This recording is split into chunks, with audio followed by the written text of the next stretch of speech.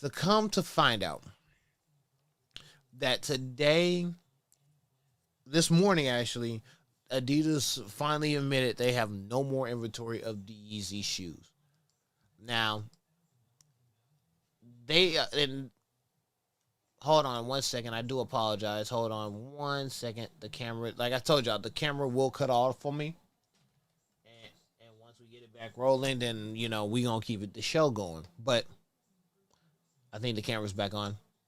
Yeah, because I'm using a DSLR instead of the actual camcorder for better lighting and better visuals. But like I was saying, Adidas said they have sold all remaining Yeezy stock. There is not one Yeezy shoe left. All has been sold, and the episode is behind us. Don't get me wrong. I personally was a fan of the Yeezy era. After, Kanye left Nike and went to Adidas, and, I have my OG Turtle Doves in the closet. I have my OG Zebras in the closet. I have my OG Wave Runners in the closet. I even have a pair of boots, like I said, in the shorts. And I recorded the short on 2 different platforms, but I'll post that short on here later down the line. But I feel like this is a change in the era because at the end of the day, we lived in a great moment for not only Adidas but also Kanye before he really started wilding out. And I'm actually a big Kanye fan before all the extra foolishness. But I understand why Adidas had to do this from a marketing standpoint. And that's the key thing. People think this is just like, Adidas is doing it to be petty. No. I understand from a marketing standpoint because at the end of the day, you got to protect your brand.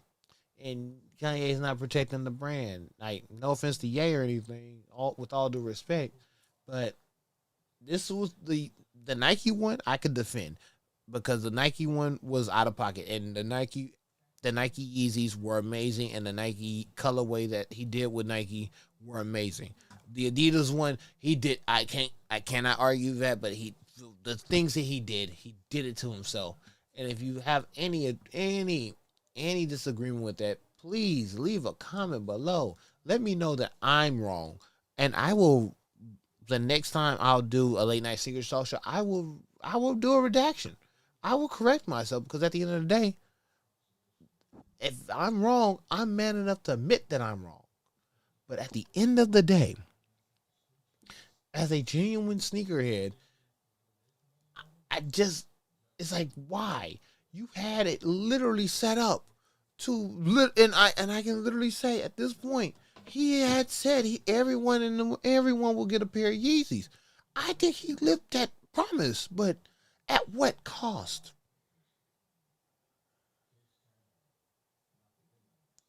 That's the thing. At what cost does it take to risk your brand and everything that you have going on for you to, at the end of the day, ruin it? Now, I don't want to cut myself off again.